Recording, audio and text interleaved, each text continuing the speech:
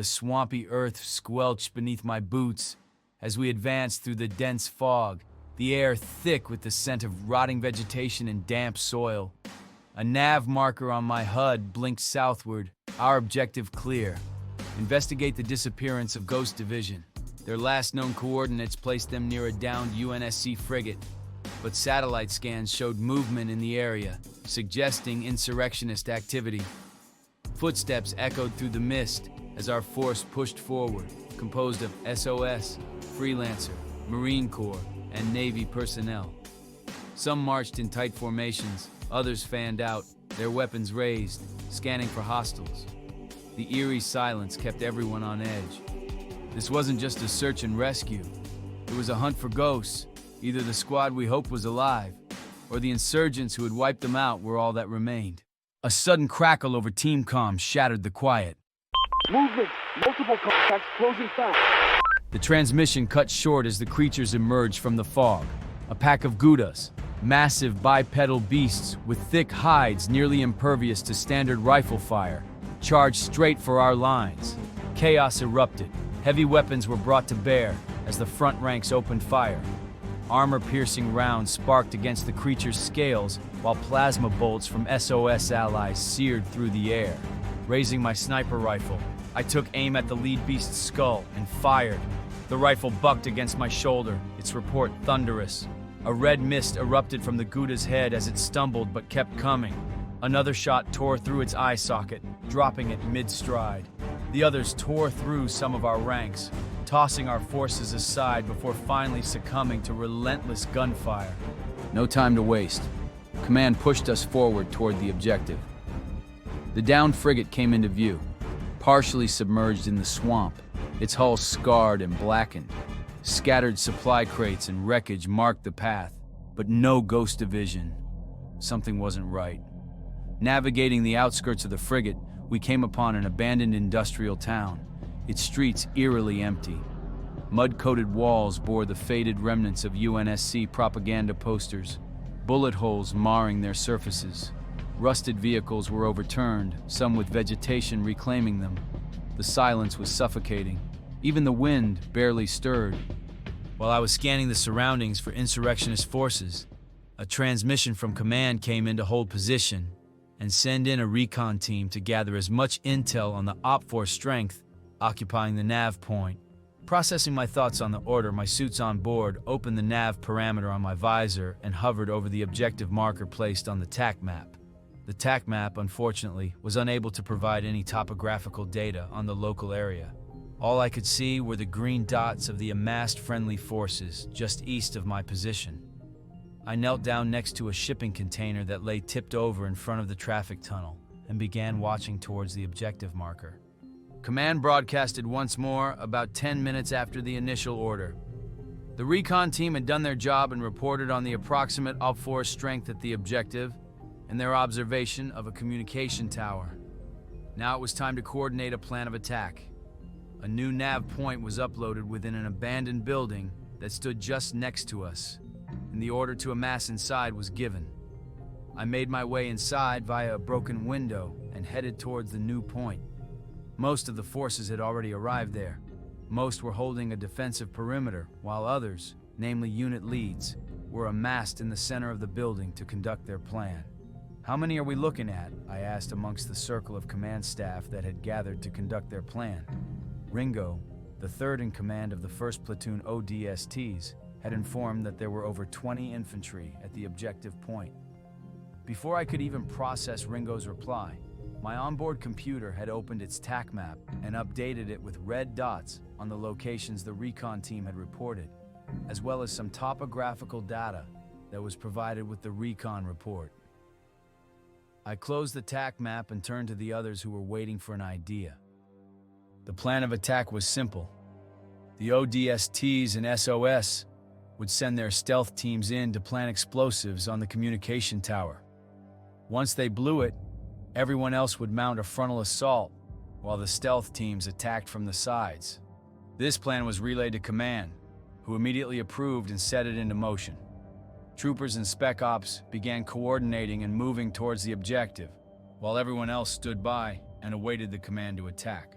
To be on the safe side, while the stealth teams carried out their objective, I ordered a temporary pause on all radio communications until the explosion was heard. Though it was unlikely the enemy would detect their transmission, and even more unlikely that they'd decrypt the signal and listen in, it was a better idea not to risk such a chance and blow the whole operation. All it takes is one radio technician. Minutes passed, tense and suffocating. Then, detonation. A fireball erupted in the mist as the tower crumbled. We stormed forward, catching the insurgents mid-recovery.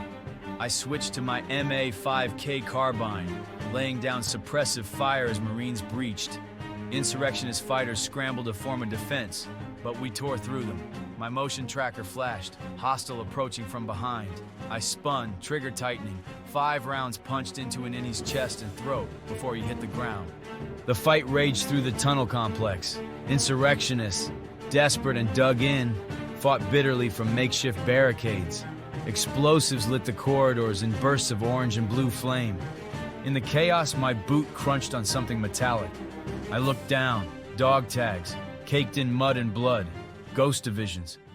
We pushed deeper. Then we found them. Bodies, suspended from rusting fuel silos, strung up as a warning. Their armor was stripped of insignia, weapons missing. The insurgents had executed them, displaying the fallen soldiers as a twisted message.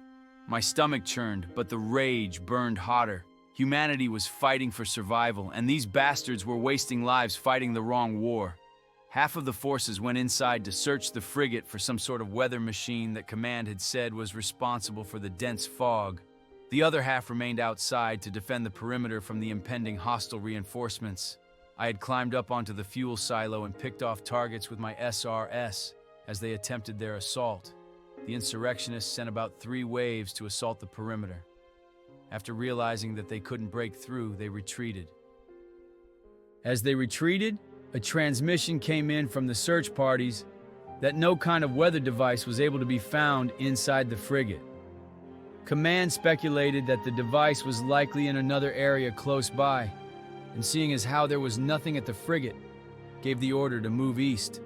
Spartans moved out and traveled through the abandoned town to another traffic tunnel. There we climbed up onto the top and walked along the ledge to the region that Command had marked, while the other forces moved. The area took the appearance of a miniature desert, which was unusual given the ecosystem that dominated the rest of the region. Iota A-303, Fireteam Xerxes current FTL, breaks the silence within our communications. I found something. You're gonna want to see this. Following the waypoint, we entered an old research sector, structures barely held together. We pushed forward until we arrived at the mouth of a cave. Within, hidden under layers of debris and rock, an underground bunker armed with an antimatter bomb. Ramirez, our demolition expert, moved in fast. As he worked to defuse it, we locked down defensive positions.